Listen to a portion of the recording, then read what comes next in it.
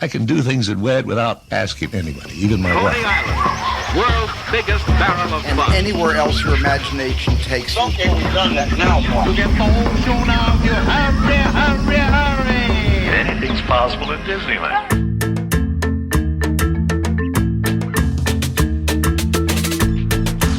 Welcome aboard the Themed Attraction Podcast, where we take you for a ride through the wonderful world of theme park design, that is.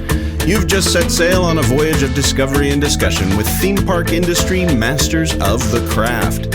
I'm your skipper, Freddy Martin, and floating the old green river with me, as always, is theme park designer, master planner, and chief creative officer of Storyland Studios, Mel McGowan. Where's the river winding today, Mel? Well, pardon our pixie dust, Freddy, but we're going to have to man up today, man. We're going to need our hard hats, construction boots, steel-toed shoes, because we're going behind the temporary wall barriers and into the construction zone of the jungle with Dr. Jesse Kam. Jesse's a friend. He's also a 20-year veteran in the construction industry with some background on some Disney construction sites, leading teams as a construction manager, project manager, and general contractor on projects inside and outside of the theme park berm. Not only that, but he's got what every project needs, including several of ours, the ability to get these projects funded, which is kind of a big deal in our industry. Kind of a big deal. Well, Dr. Jesse is also a scholar with degrees in engineering management, architectural design, engineering technology design, and a PhD in construction technology management. Let's just say he knows what he's doing, all right? All right, folks, keep your hands, arms, feet, and legs inside the boat, because this episode is about to leave the dock. Hit it, Sam.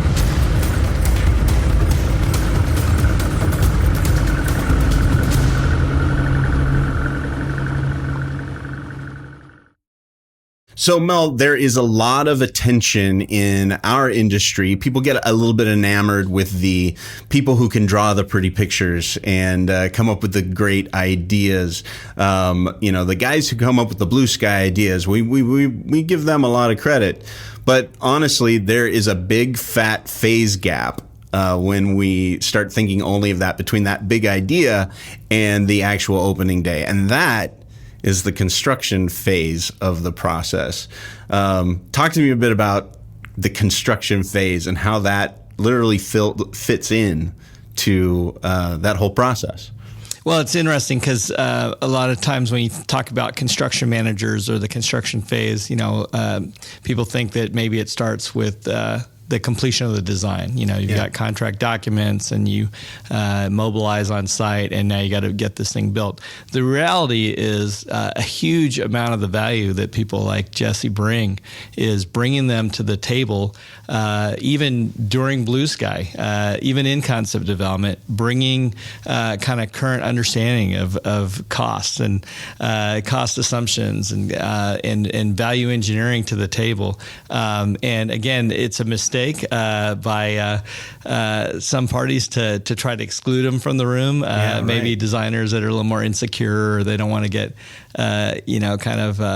wet blankets thrown on, ideas early on. It's all about finding the right partners, the guys that understand, again, like Jesse, that understand the power of a big idea, that understand the value of story, that can bring the brain damage that they've incurred over, their decades of experience. When they can bring that to the table on the front end and help shape it into something that's feasible and viable, it just really helps the reality of those ideas getting off the ground. And again, when they're partners in crime throughout the entire design documentation process, and they're reviewing this stuff. Again, that aspect of what we also call program management or design management is something I've learned over the years to really appreciate and value, and I've been part of. And so, again, you want those guys joined at the hip with the guys holding the pencil, and so it really is a process that it almost runs parallel through the different phases of schematic design, design development, construction documentation. So, it's just one of those many disciplines that it takes to make up this motley crew of spatial storytelling and Imagineering. Yeah, and you were telling me just recently about you went to visit a groundbreaking at one of the projects that you had been working on. I mean, that's why people get so excited. That represents the beginning of that, hey, we're digging in, we're getting started. And I think that's really an exciting part for everybody involved is, hey, dug the first shovel of dirt. Construction begins. Yeah, and it's funny because when you say that beginning of construction, to me, it's almost the culmination of so many good. other heavy lifting and hard steps and hard decisions that had to be made to ever get that project to be feasible, right, and to come to fruition, to the point where, again, you've crossed so many thresholds and gateways of securing funding, of getting entitlements, of getting plans developed, approved by the client, approved by the public agency in the city. Again, it's already quite an accomplishment just to get to the point of groundbreaking. So those are always celebrations as much as something done in anticipation of a future opening day. So definitely good times to party. Well, our guest today knows a bit about that. He's Dr. Jesse Kam. He's a construction manager with extensive experience in immersive and entertainment environments. He's been involved in unique commercial projects, including branded themed environments, hospitality, retail. He's got medical centers and work, play, live environments as part of his things, as well as nonprofit and faith-based organizations. He grew up in Central Florida, so he's definitely gotten his hands dirty on a score of projects for both Universal and Disney. So let's get to work. We're back in the Blue Sky Loft at Storyland Studios for our interview with Dr. Jesse Kam. Yeah, Jesse, welcome to Storyland Studios. Thanks for hanging out with us and extending your trip out. Yeah, thank you. I've seen the list of people you've had on this, and I'm honored to be amongst them. Well, it's about time. You know, we first met live face-to-face a couple years back at Trader Sam's in Orlando, and so we're going to have to close the loop and head out to Trader Sam's in Anaheim here after we wrap it up. So we gotta make this happen quick. Yeah. Oh, yeah. Yeah. We'll get you there. We'll get you there. Thank you so much for being here. It's pretty exciting to be with somebody to talk about the development side of construction, and what you have done in your career is very exciting for so many that are on in the themed attraction industry, trying so hard to create the things that the designers sort of come up with, but put on that special, really deep understanding of what is needed to create that. So just love to hear a little bit about you, where you came from, and how you got into this crazy business. Yeah, so I think, proximity is the key to everything, right? So I grew up in Orlando, home of many theme parks and different family center attractions. Fertile swamp soil there. Yeah, all the way from mangrove roots. From Tampa all the way up, to Central Florida, we've got parks. And so, growing up, I was very good at doing technical things and engineering and figuring out how the things break and how they go back together and troubleshooting. So that was always going to be where I went. And I went to high school. I wasn't very motivated. It's kind of a surfer outside in Florida, and Florida has surf? Yeah, well, we have some, right? Not like California here. We have a lot more sharks than you do. You got bigger sharks. But so after high school, I got into to an architecture program at a local state college, and then found myself working on a CAD a workstation for hours on end, and I kept finding myself drawn to the field and the dirt, and so I ended up switching and going into a construction management career. Well, I do appreciate, we were working together on a couple of projects, and it has been great to have someone that has kind of an overall development experience. I know we overlap a little bit on the design and the development management, but the fact that we're partnering with you on the construction side, but it's always there's a natural in the industry, if you will. There's always kind of a natural adversarial, or there can be an adversarial relationship between the design half of the business and the construction side, and you've always been an amazing bridge between those worlds, being able to speak both languages and kind of being that peacemaker, if you will. So speak to that. I mean, how much has that design background, that original architecture degree served you as you've entered into the construction and development management side of the business? Yeah, it's funny because I'm involved with a couple of organizations. So the American Institute of Architects is one, the American Society of Civil Engineering is another, and of course the construction management groups. And they're all different. They all have different silos, and they kind of stay within their own silos. I think that's changing a little bit. I hope it is, at least. We've seen a lot more design build projects. There's groups like the Design Build Institute of America. Yeah, I'm a member and professional there, DBIA. So it's making a lot of progress, and even doing design build for government contracts. And I feel that when there's a connection between the designers and the cost managers and the construction management, the project seems to go a little bit smoother. There's always going to be things like change orders and change directives along the way, but you manage that early on with budgets in mind, even from a blank slate. So that's awesome. Well, tell us a little more about kind of, coming even right out of school in that fertile soil of Central Florida, your kind of entry points into the industry and which sandboxes you got to play in with Universal and so on.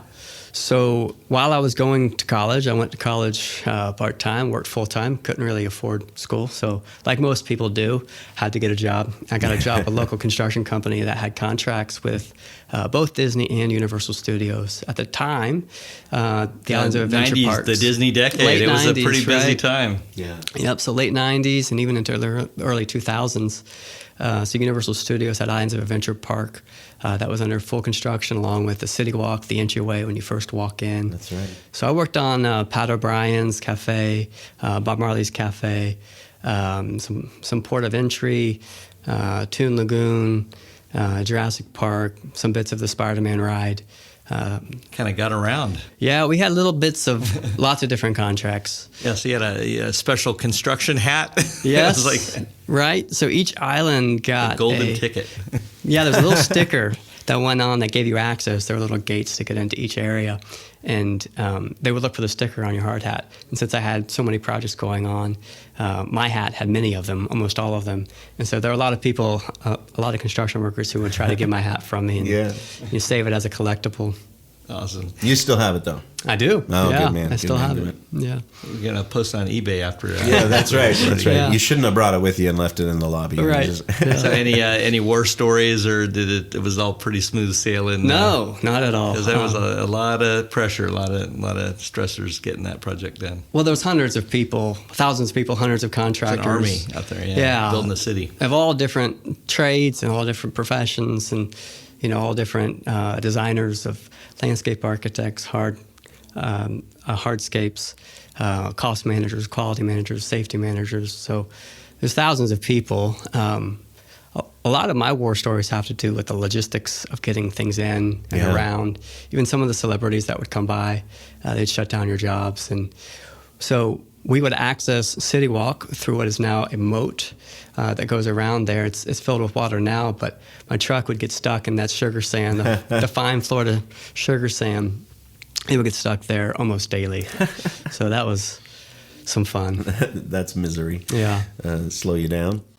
So what else? What other projects did you work on that were exciting for you and that you can still see today? I'm always fascinated by the hands that built the dreams. Yeah. So after Islands of Adventure and City Walk wrapped up, we had little odds and end contracts with Disney. We did the Contemporary Resort when they had the renovation. There was a Treehouse Village. We did renovations on that. Some different odds and ends. We did the Disney bunker for the fireworks storage. I was briefly involved with that one. But then, like most things in life, not every project is awesome. So you get a lot of just run-of-the-mill stuff that pays the bills after that. So. Well, one of the things that, one of the reasons I wanted to have you on is, again, having the design background and the construction management background. But one of the things that we have kind of an overlap with both of our firms and the projects that we work on together is that kind of idea of development management, which kind of really needs to start, in some cases, a year or two or years before you ever either issue contract documents or construction drawings or issue bids, but really helping clients, and in our case, whether it's a first-time theme park developer, a nonprofit, what we call property virgins, just kind of really wrap their arms around, what the heck are we doing? Budget, scope, schedule. I mean, it's one thing when you're working for a savvy real estate developer that kind of knows exactly what they want to do. If this is their 101st Taco Bell, they kind of know exactly what they want to do. But a lot of our projects are kind of these one-off, unique creation destinations, and there's a lot of people and project management that comes into the front end of that. You mind sharing kind of the experience, the expertise, and kind of that? Just what does that entail? That whole pre-construction management, if you will. Yeah, I think that pre-construction management is the most important part, and I know I'm sort of partial because that's what I do, but it really sets the groundwork for the rest of the project. Right. Once you have a set of construction documents, the full set that you would build from, and for the listeners, the way that it goes is the designers will draw up a full set of documents with specifications usually that talks about what materials and the quality levels that we choose, and then that gets bid out to a series of contractors and tradespeople, and they can't really deviate from that. So from the cost control standpoint, all of that stuff is done years before they've even seen the plans. So even how much land you've got, how much land is buildable. So a lot of times you have to set certain pieces of your property aside as wetlands or as a detention or a storm retention. And so even things like where you spend your money, there's usually always a constraint for budget, and the balance between almost always. I don't think I've ever had one that didn't have a budget. Yeah.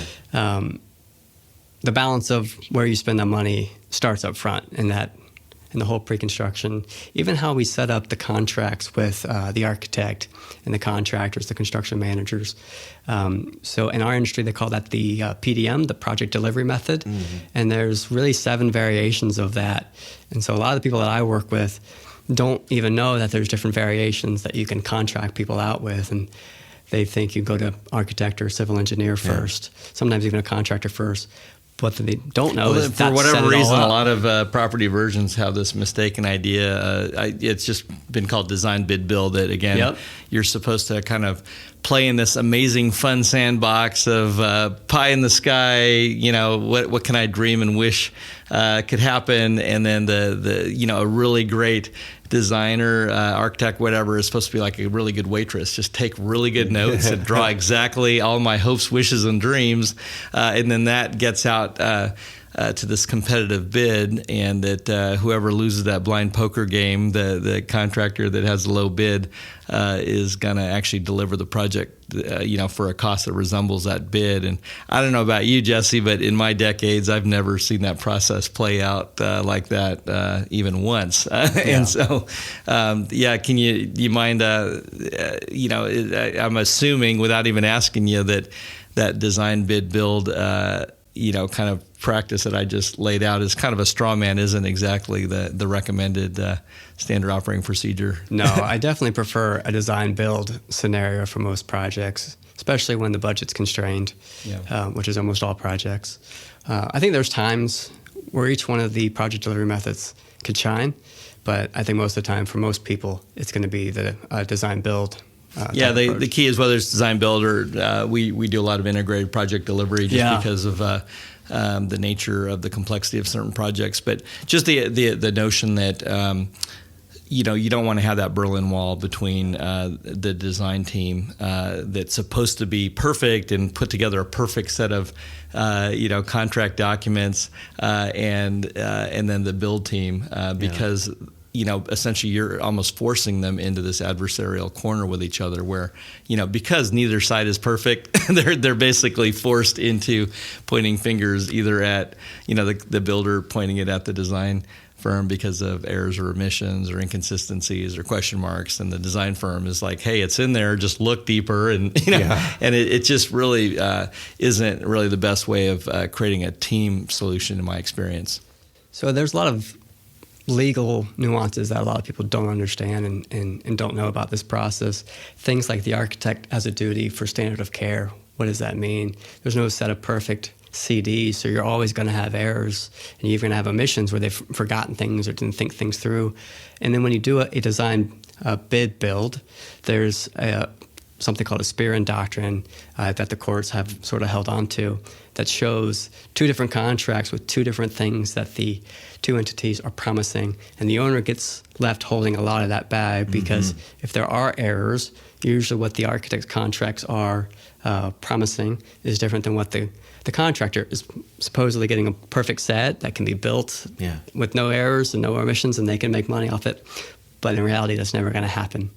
So I think the owners sometimes, when they do a design bid build, get caught in the mindset that they should have had everything thought through, but really the owner needs to make sure that they've thought through everything, all the pieces. In my experience, it puts a lot of liability on the owner. It does. So really the scenario of, again, having your teams be able to go through that process well before, again, contract documents are ever issued, really while it's still in early phases of design, where that build team is identified, they're able to partner and be in relationship, be reviewing designs, where basically that kind of evolution of a team of forming, storming, norming, and then performing, you want all that to happen before you ever get to contract documents. And you want both and all entities involved really owning the documents. You don't want it to be kind of this baton pass handoff between a supposedly perfect design team and a supposedly perfect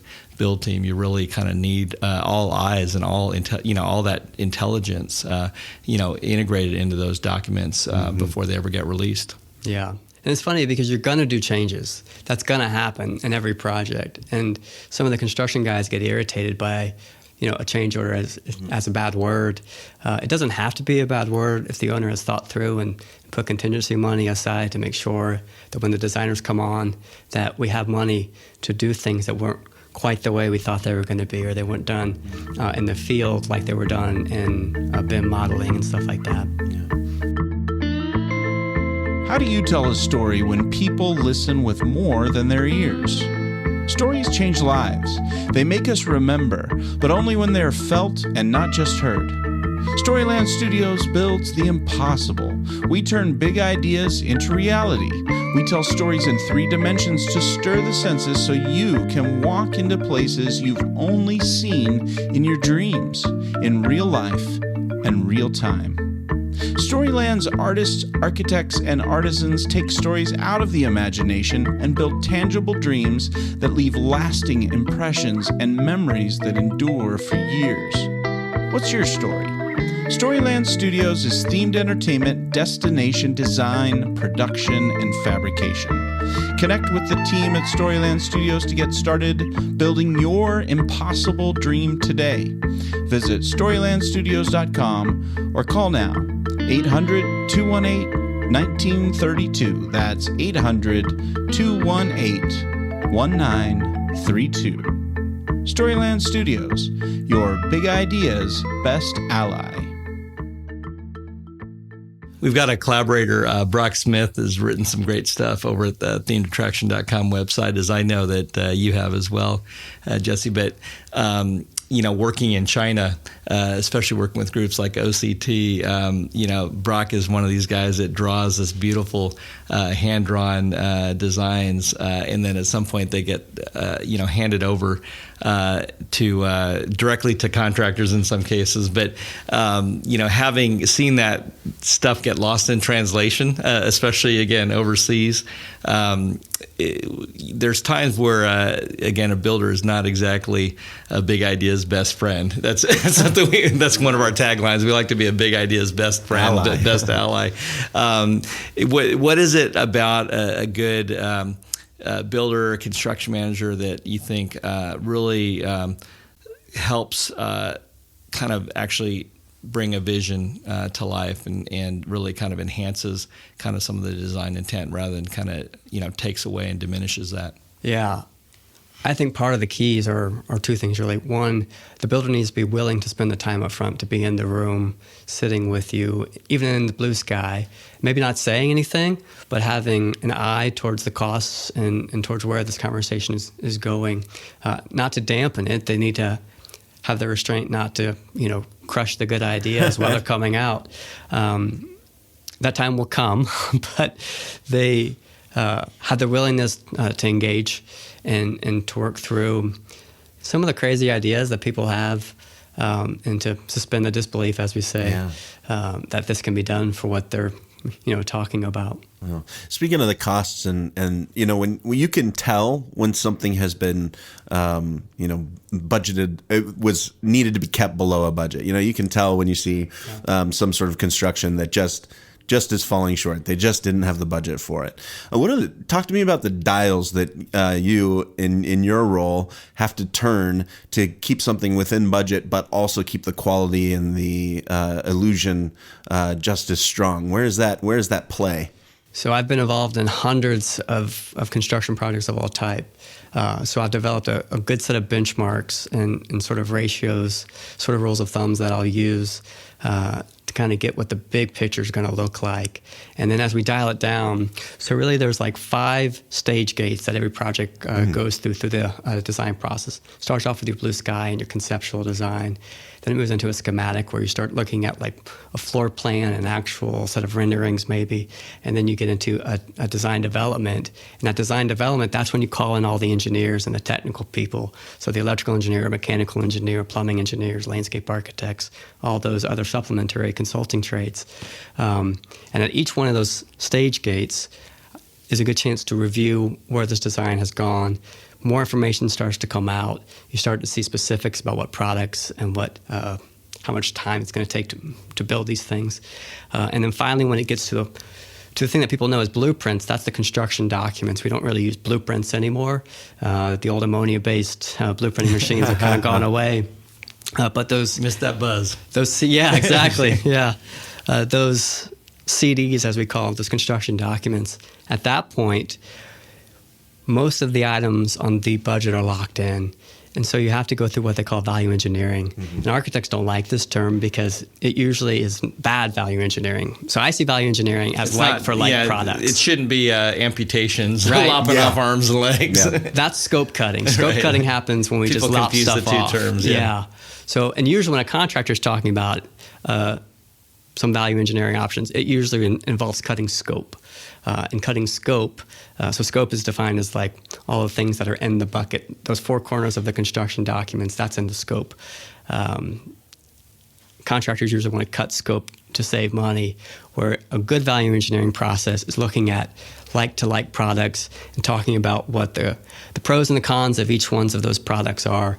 Something might cost a little bit less now, but cost you more in the long run for maintenance and operations. That's real value engineering. Yeah. Well, we actually are blessed to actually get to collaborate on a number of projects. I know you share a passion for what we talked about. Anthony was talking about the idea of these projects with purpose. Yeah. And it's pretty cool, some of the projects that we're getting to collaborate on. Just what's your heart on that and where you think the industry can and could and should go? Yeah, so after the themed entertainment projects that I did a lot of projects that had community-oriented designs to them. So we did a lot of train stations and parks, public parks. I did nonprofit works, ended up doing quite a lot of churches. And those are all common area places where the general public is welcome. What I love about that is that makes society better. There's usually a sense of values that are starting to be introduced. And when you design for a purpose, that needs to be involved. It's part of the story from the beginning, right? It even starts online and it goes into the front lobby, into all the other different aspects of it. And almost needs to be thought of like the movies. And there's a wide shot when people are approaching, and then there's the mid shot and the tactile close-up, the interactions with different objects and people in that space. So looking at the design as a whole as an immersive experience that's leading to a call of action. So it can be a zoo. It could be some nonprofits like you guys have done. It could be even small show exhibits can leave the user with a call to action at the end. And I think that's a huge place for the themed environment in the themed attractions industry. Most of society, I think now, a lot of discussion about green building, a lot of discussion about sustainability. I think that tends to tie into a lot of societal things at the moment. It's awesome. Yeah, we are working on this project in Pennsylvania, outside of Harrisburg, the state capital of Pennsylvania. Right near Hershey Park? Yeah, it's not too far from Hershey Park. Yeah. Actually, I got to get out to Hershey Park I love Hershey. last time I was out there. But it's called Vibrant Green, and it's kind of this postmodern Pennsylvania, almost New England type green. And this nonprofit is actually rooted in just a local church, but they actually opened up their property. They built the first ADA accessible playground in the region. They've opened up the perimeter of the property in this amazing trail through the woods. It's kind of an exercise course, but it's almost like a spiritual park course. And we're doing this really cool just community kids space. And again, just a real journey with that client to kind of want to impact the region and the city positively, and creating this kind of third place, this destination place that's not just checking off work, checking off, that strip mall, just doing all those necessities of life, but actually having that gathering place that people can dwell and spend time in. And again, taking lessons learned from the themed attraction industry, really distilling that local sense of place. One of the inspirations was almost kind of this triangular colonial, town green, almost inspired by a tri-corner hat, in this future village green. But a lot of fun. Thanks for being a great partner on that, rather than a combatant that we're used to on the construction side and the lending side. Tell me about your work being part of a group that not only does the front end pre-construction and development management, but actually is involved with funding these projects, because that's something that we love. Partners that actually not only bring great ideas and passion and heart and soul, but actually fundage and cash to get these projects done. Sure. So my career path has been interesting because I started in architectural design and engineering, and then gone through construction management, and now I work for an investment fund that funds a lot of these nonprofits. And this is the kind of friend you want, people. For you people that just want to know, a fat pencil creatives, you kind of need some money people too. So my hat's changed over the years, and my view of these projects has changed through time, but that's how it works. Well, what would you say to, again, someone, kind of interested in the industry, and maybe they're torn between being interested in the front end creative design side. Maybe they're really interested in creating and building and actually making the stuff real, or maybe they're interested in the ongoing operations and maintenance, just kind of keeping these things fresh and new.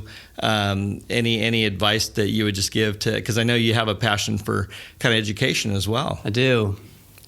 So in my career, I also, around 2008, the economy started to tank in construction, as most people know, and I decided to go back and get my PhD because I could always teach construction or run projects as I need to. And that's when I really got a passion for not only scholarly research in the built environment, but in teaching people all the different places that they can fit in. There's hundreds of disciplines that are involved in themed attractions, and if you have any interest at all, there's a place for you, whether it's on the creative side, whether it's on the technical side, whether it's show production, sound, projection mapping, audio visual, even the engineering technologies of like mechatronics and robot building and stuff. I love all that stuff. Wow. One of my downfalls is that anything that's complex and technical, I'm interested in it. So I think some key advice to the students that are working out there and they're thinking about this as a career, start with looking at all the different disciplines. So this past semester, I was a guest critique for the Ringling School of Design. They have an entertainment design program, and they had projects that were small sundry projects that were little spaces for guests in this attraction to go and rest, all the way up to highly immersive 3D projection mapping onto screens and stuff like the Toronto Zoo just did during Christmas time, and everything in between. And one of the things those students didn't necessarily see, I think, is that there were all these different aspects. And even though they were all design students, they were art students. Some of them got really excited about the engineering pieces. Some of them got really excited about, soft furnishings and things like that. Some got really excited about the technical, the audiovisual, lighting. And if you're interested in engineering or architecture, there's very specific routes of education you have to go.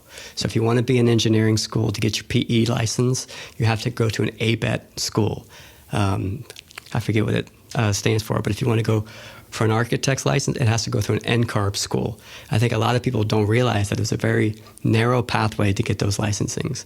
And then each state is a little different. So you may be licensed in Florida, and that doesn't transfer to maybe California or New York or something like that. And in some places, it's the wild, wild west. You go to Missouri and Kansas, there's nobody looking at that stuff. Yeah. So not that there's nobody, but it's very loose. So doing your due diligence up front and understanding. Don't be like me. Don't get into the industry and stumble your way through it. Look when you're in high school and start looking at these different pathways and what those really look like. Well, I'm encouraged by that, and actually I think the listeners should be encouraged by that as well. Oftentimes when we do talk with industry folks, they'll talk about how they got in and how unique it was to get into the industry for them, and that actually seems pretty far off, but what you said is there's a place for you. There is a place for you. Absolutely, there is. Especially if you got the passion for it. And a lot of people make the mistake of thinking that, if you consider yourself creative, that the creative in the industry is limited to that front end blue sky or people that draw really well.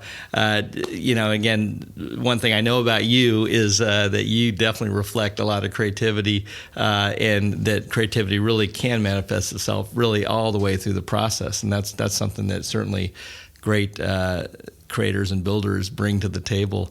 Any thoughts on that? Examples that you've seen that.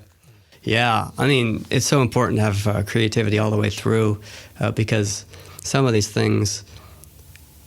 So I watched the Disney Plus Imagineers story recently, and they talked about how Disney had to go and pluck trees out of people's neighborhoods and sort of bootstrap that. That still happens, not pulling stuff out of people's yards to put on berms, but the way that things are built, there's a lot of we're just going to make it happen. We're going to try this and see what happens with the materials we've got.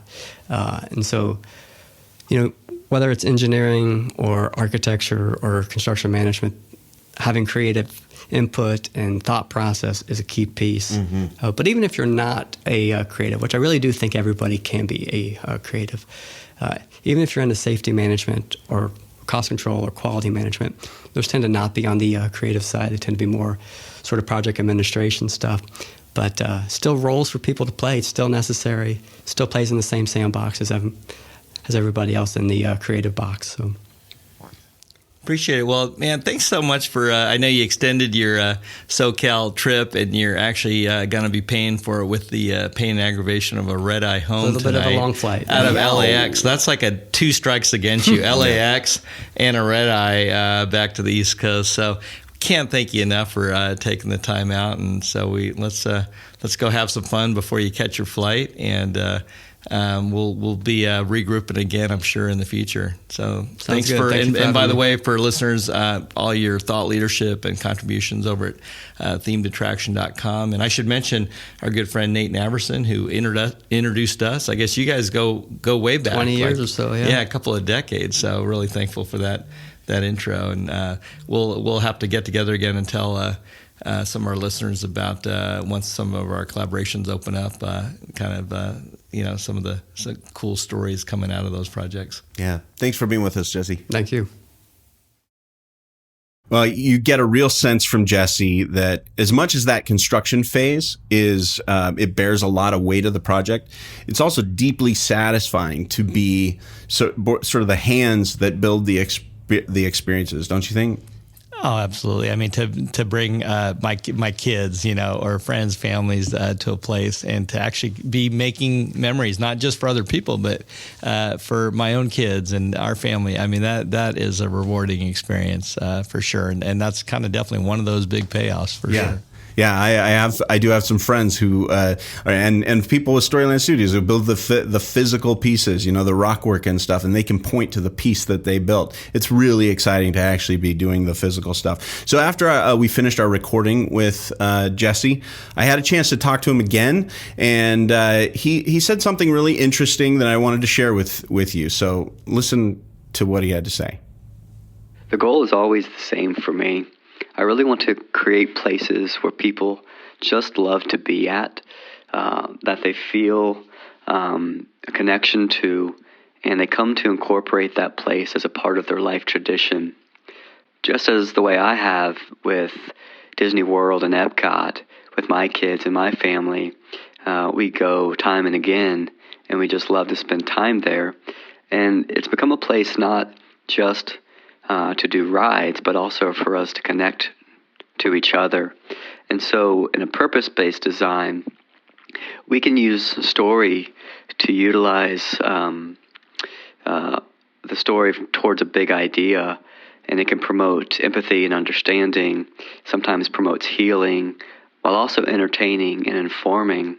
And in a world today where we're so connected to things digitally and to our phones, with our face usually face down into our phones, the idea that people want to connect to a big idea, to each other and to a purpose, and then eventually to a call to action, really holds a lot of water in today's society.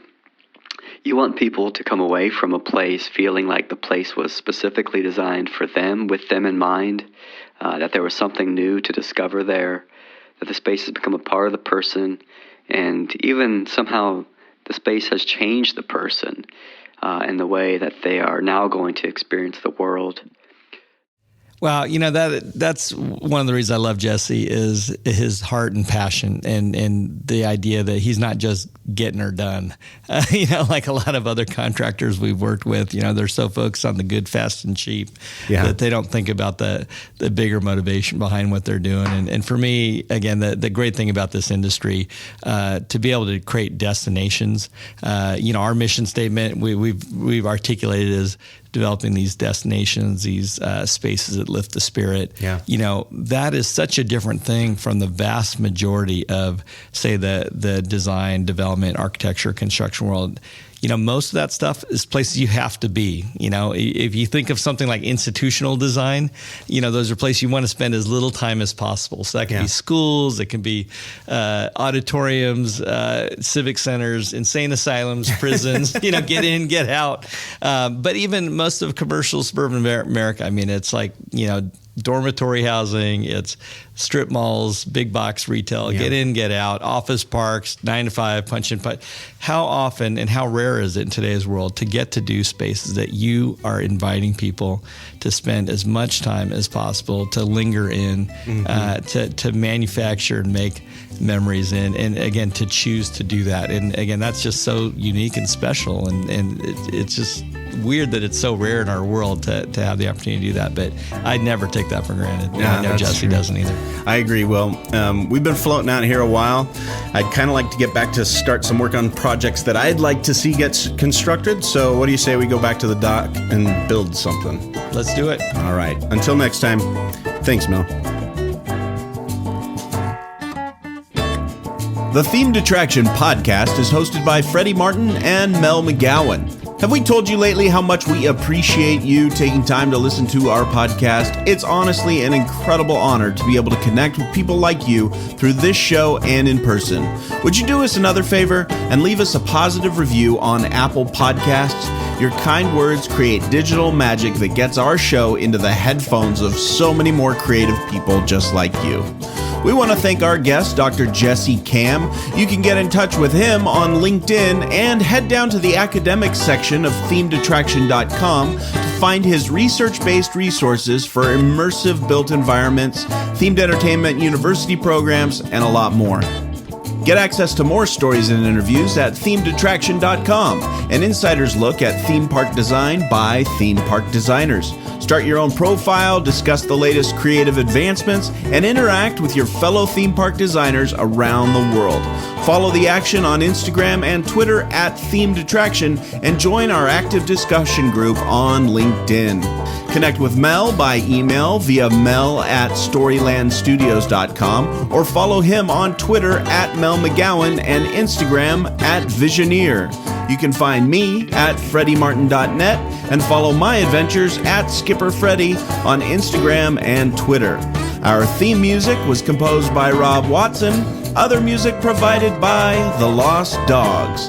This episode was designed and produced by the one and only Dr. Barry Hill. Barry is the author of Podcast Audio, a new book that helps you take your podcast production to the next level. Microphones that work, room acoustics, recording tricks, and producing a polished show file, all combined to create world-class podcast audio you can be proud of. Buy it now on Amazon or at rivershorecreative.com.